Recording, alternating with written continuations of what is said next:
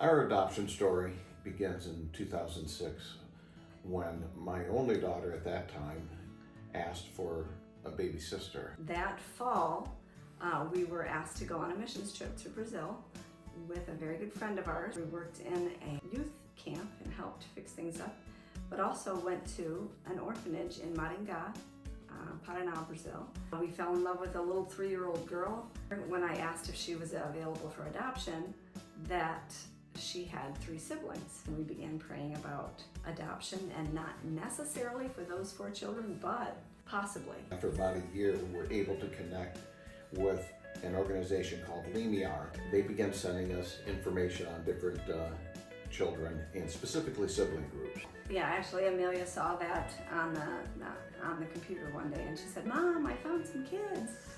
So I went and looked at their faces and just knew immediately that those were our kids. This was a group of 4, and so after about a month of a lot of prayer, we decided that we did want to adopt these 4 children. So in May of 2009, David and I went to Brazil. We left our 5 children behind for 6 weeks and flew to Curitiba, Brazil.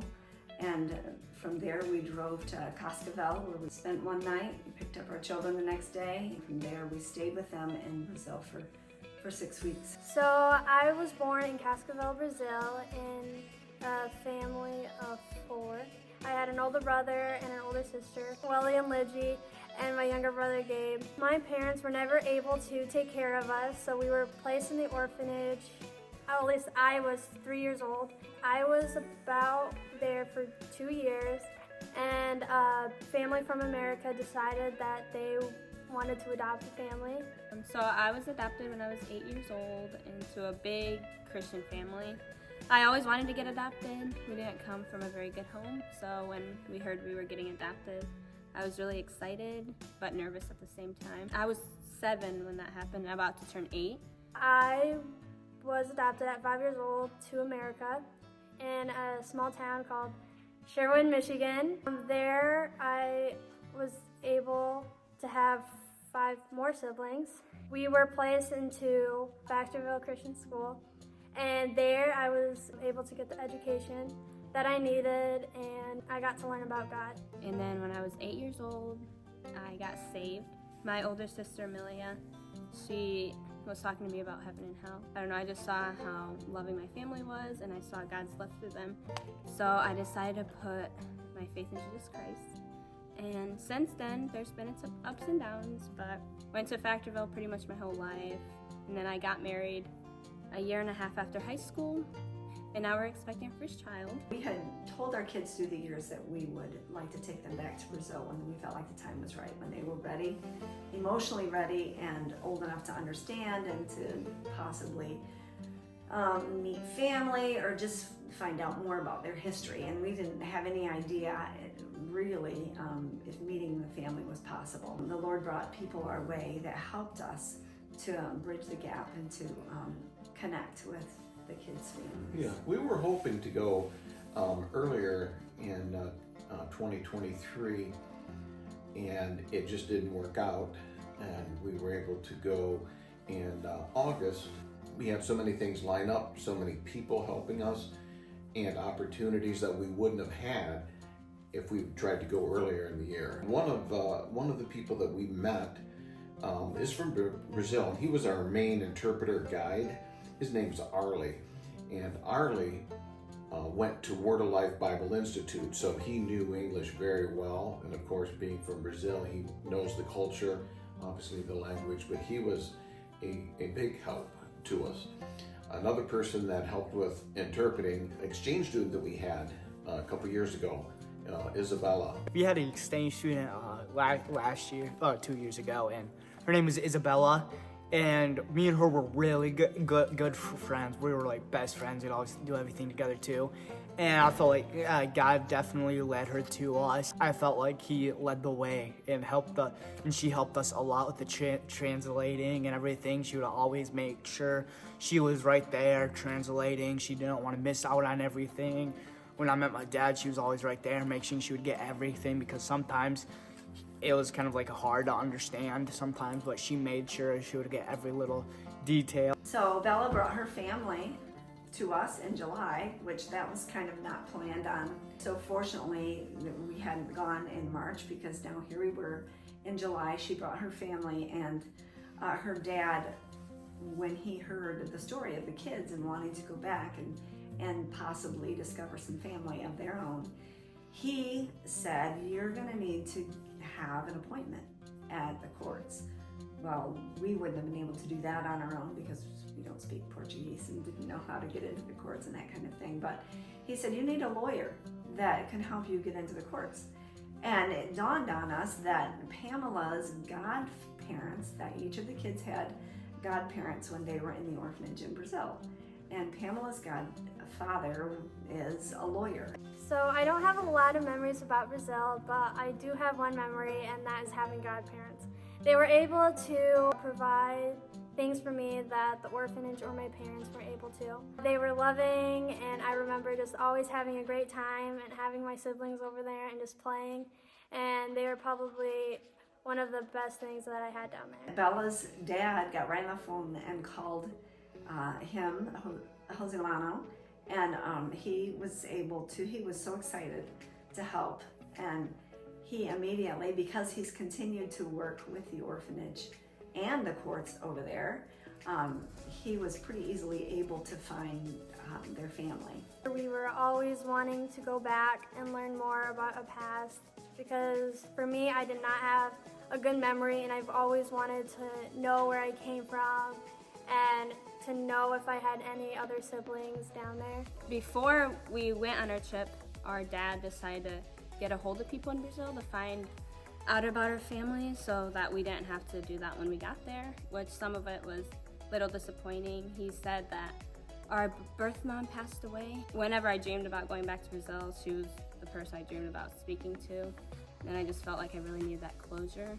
And now that that happened, it was really disappointing, because then it felt like I'll never get closure. We also found out that we had a sister, and I was really shocked about that. I knew we had a brother, but I didn't know about the sister.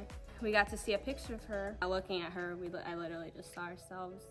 She looked just like us. It's crazy. At first, we went to Curitiba, Brazil. We went to restaurants a lot, and the people there were always super nice and welcoming. And then we headed to our hometown, Cascavel.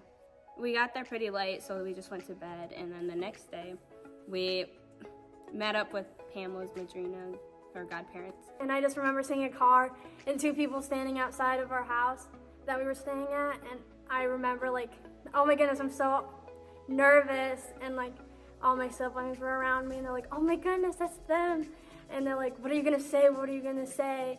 And I just remember being so nervous, but as we got closer to them, they just like gave me hugs and gifts. On Sunday, we were able to go and meet the grandmother and their sister, Mariana, and their mom's sisters and two brothers as well.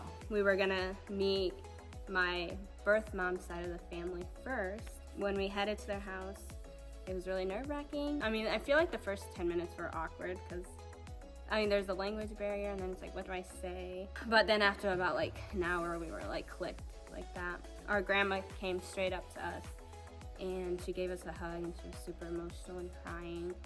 And the first thing she said to us, she's like, I'm so sorry. She said she was sorry for giving us up, but they just couldn't take care of us back then. They're doing a lot better now than they were back when we lived with them. And I don't know, you could tell she was really emotional and felt bad about that. I remember walking in, and they were just like bawling and crying, and they just like gave us hugs, and like from that moment, like I saw them, like every nerve was gone, and it was like the best feeling ever. Jose Lano had found their father, but didn't realize that the kids actually wanted to see him. He actually lives a 3-day bus journey north in Brazil now. Their dad was so excited. He had no idea that they were going to be coming till just that day. And he immediately got a bus ticket and started heading down. When I first met him, he gave me a hug, and he told us everything, and I felt very, very loved by him. I remember walking outside and our birth father just standing there. He was crazy to see because he looked just like my older brother, Wellington. It was awesome to see the resemblance there and to know how we look like and things that we got from our father. He just kept on talking and talking. We never even said a word like the first 20 minutes he got there. I just remember him saying that he was sorry and that he was able to take care of us, that he dreamed of wanting to meet us and hoped that we would want to meet him. And we said, oh yeah, we've always wanted to come back. When we first met him, we all hugged. You could tell he was super emotional. Like, that would be kind of weird to see the kids you gave up a long time ago and you don't know how they feel. You could tell he was really nervous. But seeing him, he looked just like Welly and Gabe. Like, I would have guessed he was our dad. Yeah, our older brother Welly said that we forgave him and stuff, and I think that gave him a lot of peace.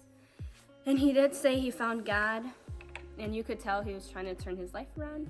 We didn't realize at the time all of the drama that had transpired over the years, and really how emotionally charged it was going to be, because there was actually a lot of conflict between the two families. A lot of bitterness. So bitterness and Anger. So when their mom was killed in an accident, her family blamed their dad. His name is Sidney. They blamed him for all that had gone on over the years, the loss of all the children and the loss of just all the life that she could have had. Obviously the kids wanted to meet their dad, and now Mariana was happy to meet her siblings, and she wanted to meet her father too, but her aunts and uncles did not want her to meet him. They were... Yeah, as we said, there was a lot of anger and bitterness to the point where back after the mother had been killed in the accident, that the family went and took the Mariana away from the father, and there was a lot of other things that happened as a result of that. And ever since then, they had kept their younger sister away, and the father had not seen her for all these years. Since she was 6 months old. And so he had sort of hit rock bottom. Both he and before his wife died, they were not in a good place in life to begin with. But he hit really rock bottom, moved out of the area. But on the bright side, since that time, he has come to have a saving faith in Christ and has become a believer. And so we were so happy to find that out. And just being part of this reunion was fantastic. So after we found that out, then we did have a dinner with all of them on Monday night. And that was challenging because the mom's family did not really want to be there, but they knew that they needed to. And so we were very cautious about how to handle it. And their father actually left the scene to begin with because he was too nervous to meet them, but we brought him back. Sidney actually stood up in front of the whole family and just apologized for the life that he had led their daughter into, and for all the loss of all their children. He apologized to all the kids for not being able to raise them. And Wellington had told him earlier when he was apologizing, he said, "We forgive you." At this time, when he's standing in front of the whole family, we didn't know how they would respond at all. But in the middle of it all, midst of all their tears and hugging one another, the grandma got up and just gave him a hug and told him she forgave him. And we were all crying. We were all in tears. The kids were all in group hugging. And it was just so amazing to see how God heals hearts and brought us all together. And the kids were so excited. That was the first night that Mariana was able to meet our father as well. And that's our little sister who lives in Brazil. Yeah, that was her first time meeting him, which she was very nervous, but she said she wanted to do it with us by her side. And that was like a really good moment too, because they were crying and they got along, and it was a lot easier for them to communicate because they both spoke Portuguese, but it was a lovely moment. All from my mom's side and my dad's side all got together, and that was very emotional and very scary. After that, we went outside, played football, because I'd never seen a football before. Arlie made a interesting comment after this had just taken place. He says, "There is now hope. And there's hope for both families now." And so we're just glad that we could witness that and be a very small part of that. It was great. Later that week, we went to Iguazu with the grandma, my sister, my dad, and it was very beautiful out there, and we loved to see the birds, and we got to see a few monkeys out there. And my sister and the cousin, we hung out all the time out there. We'd always do everything together out there. When we went to the store, we'd always do it. We'd always stick by each other out there. When we went on the hiking, we'd always be together. Even they had like this, it was kind of cool. It was like a double bus. It was very cool. So we were on the very top, and there's only 2 seats, but we decided all 3 of us could fit in two seats. So we all squeezed in there together and had a good time. And it was a very good experience there. We ended by having a big fun day, and we were able to go to Iguazu Falls with everyone, my godparents, my sister, my dad, my brother's dad. There we were able to see falls, take pictures, we ran around and played tag. We were able to go to shops and just hang out and have a great time. Just kind of amazing to us what started out with Amelia wanting a sister. Fast forward all these years, and look where we are. And it's just so amazing to see how God's worked, how God strengthened our faith. And theirs, and to be part of such an amazing story, to see it come to full fruition, and to see, how their father has come to know the Lord and want to live for Him. And how would we ever have known that? That's not something we ever planned on. What's also extremely rewarding is after we brought the children back, we've known a few other couples that saw us and decided that they wanted to adopt as well.